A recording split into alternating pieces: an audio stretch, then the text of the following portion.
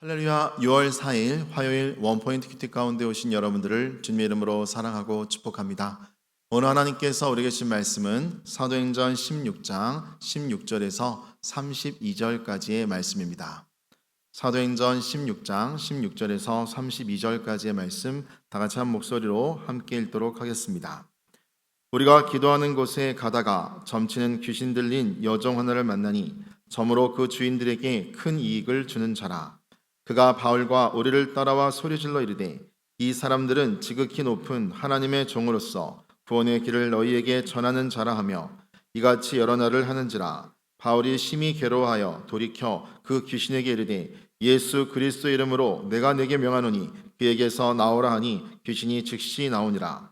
여종의 주인들은 자기 수익의 소망이 끊어진 것을 보고 바울과 실라를 붙잡아 장터로 관리들에게 끌어갔다가 상관들 앞에 데리고 가서 말하되 이 사람들이 유대인인데 우리 성을 심히 요란하게 하여 로마 사람인 우리가 받지도 못하고 행하지도 못할 풍속을 전한다 하거늘 무리가 일제 일어나 고발하니 상관들이 옷을 찢어 벗기고 매로 치라 하여 많이 친 후에 옥에 가두고 간수에게 명하여 든든히 지키라 하니 그가 이러한 명령을 받아 그들을 깊은 옥에 가두고 그 발을 착고에 든든히 채웠더니 한밤중에 바울과 실라가 기도하고 하나님을 찬송하며 죄수들이 듣더라. 이에 갑자기 큰 지진이 나서 옥토가 움직이고 문이 곧다 열리며 모든 사람의 메인 것이 다 벗어진지라.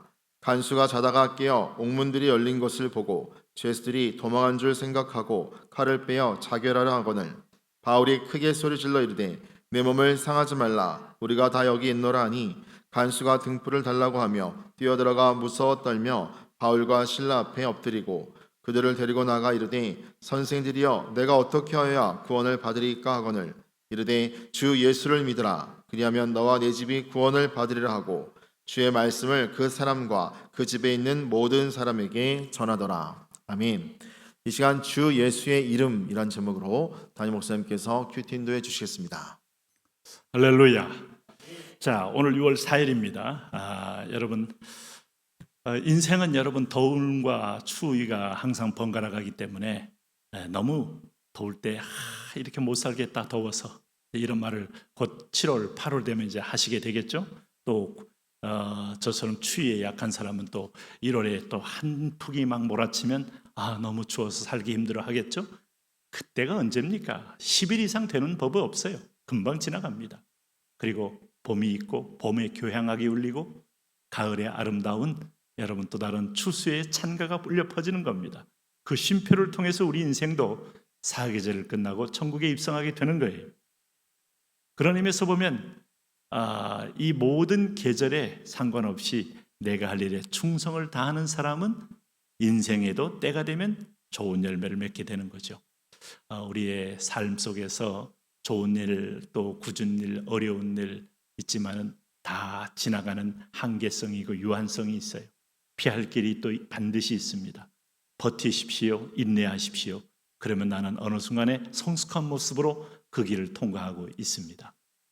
오늘도 본문에 보시면은 6월 4일에 보면 사도 바울도 전도할 때 꽃길만 있는 거 아닙니다. 성령으로 인도받은 길을 좀 가고 있지 않습니까? 마게도냐에서 성령이 강권하여 지금 인도했지 않습니까? 그런데 여기 보니까 감옥에 투옥되는 일이 생깁니다. 여러분 어떻습니까? 이 길을 그래도 가시겠습니까? 바로 가겠다고 하는 것이 그리스도인입니다. 여기 16절 보니까 우리가 기도하는 곳에 가다가 점치는 귀신 들린 여종 하나를 만나니 점으로 주인들에게 큰 이익을 주는 자라.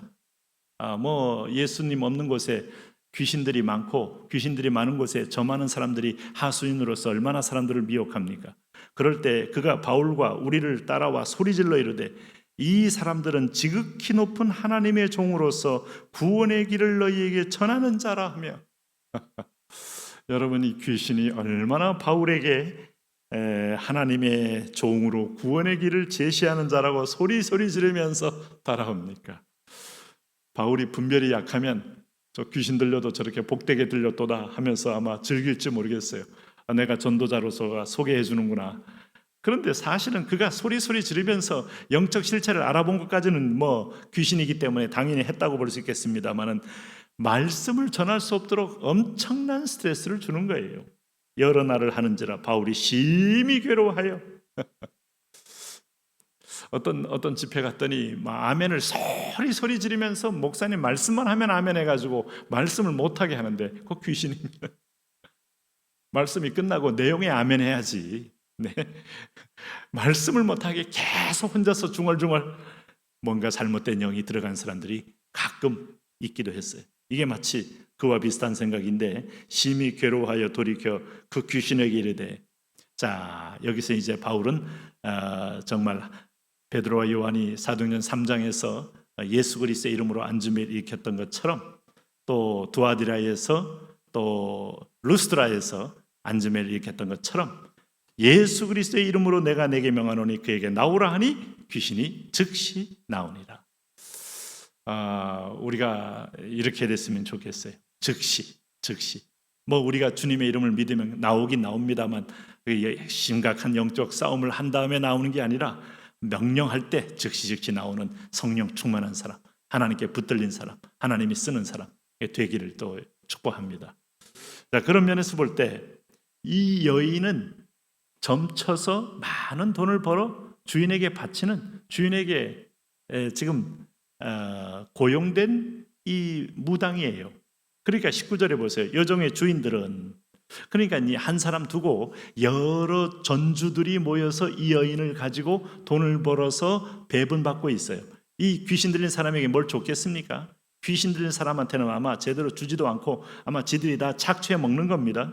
자, 어쩌면 귀신과 착취자들, 이런 블랙 링크가 지금 이 세상 속에 얼마나 많이 있습니까? 기회만 되면 자기 이익을 위하여, 자기 돈벌이를 위하여 귀신 들린 사람까지 이용해 먹으려고 하는 자들 얼마나 많습니까?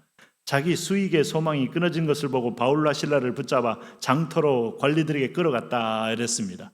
자, 지금 이 귀신이 나가버리니까 그나마 지금 바울을 알아보는 신통력마저 사라질 만큼 이 귀신 들린 사람이 미혹하기가 어렵게 됐어요. 상대방을 알아봐야 되거든요. 알아볼 때 깜짝 못하게 하고 귀신의 말은 진짜인가 보다 하고 듣기 위해서 미혹을 해야 되는데 귀신이 나가버리니까 상대방이 누군지 과거에 어떤 했는지를 알아볼 수가 없으니 장사가 안 되는 거죠. 그래서 20절 보세요. 상관들 앞에 데리고 가서 말하되 이 사람들이 유대인인데 우리 성을 심히 요란하게 했다. 요란하게 하긴요, 요란하게 들렸을 뿐이고 과장했을 뿐이지, 믿지 않는 자에게는 복음의 한 점이라도 그렇게 엄청난 지진처럼 들릴 수도 있어요. 네. 그 다음에 21절 보면 두 번째, 로마 사람인 우리가 받지도 못하고 행하지도 못할 풍속을 전한다. 자, 복음이 왜 그들이 받지 못할 풍속이 됩니까? 제우스를 섬기고 12개의 여러분 우상 가득한 곳이었기 때문에 우상으로 점철된 곳이니까 거절하죠. 제가 오키나와에서 전도할 때 일본 사람들은, 오키나와는 일본 본토가 아니에요. 종족이 약간 틀려요. 그럼에도 불구하고 일본 관리들이 지배하고 있으면서 누가 신고를 하더라고. 해변가에서 전도를 하는데 그게 시끄러운 것도 아니고 생명의 복음인데 왜? 그들의 신도하고는 오랫동안 반대하는 것이 복음이었기 때문에 그들은 복음 전하지 말라는 거예요. 제가 그랬어요. 웃으면서, 일본 사람들 헌법에 전도의 자유가 있지 않느냐. 그러니까 더 이상 할말 못하고 전도를 그만했으면 좋겠습니다 이러더라고요. 이게 바로 여러분 오늘 이 시대입니다. 그래서 22절에 무리가 일제 일어나 고발하니 상관들이 옷을 찢어벗기고 매로 치라 하여, 자 어쨌든 이 귀신 들린 사람을 지금 착취하는 주인들이 과장을 하고 왜곡을 한 거 아닙니까? 그러면서 로마를 소욕케 한다, 혼란케 한다고 몰고 간 거 아니겠어요? 로마의 제국 속에서 소요와 반란과 반역은 1등 여러분 죄목이거든요. 그러니까 많이 친 후에 옥에 가두고 관수에게 명하여 든든히 지키라 해서 순식간에 바울과 실라는 옥에 갇히게 되었어요. 그럴 때 이제 여러분 사도 바울은 여기서 묵묵히 채찍도 맞고 투옥도 당합니다. 그럴 때 25절 보세요. 한밤중에 바울과 실라가 기도하고 하나님을 향하여 찬송하며, 그는 하나님의 큰 뜻도 기억하고 섭리도 기억하고 그리고 하나님의 시선도 그는 느꼈을 거예요. 그럼에도 불구하고 이런 일을 허락하신 것에는 복음의 매임이 아니라 복음의 진보라는 믿음이 있었지 않았을까 하는 생각을 합니다. 바울에게 있어서 거룩한 목적 지향적인 생각이 가득 차다는 건 놀라운 일이에요. 자기는 도구요, 내가 살아있는 이유는 복음의 증거다.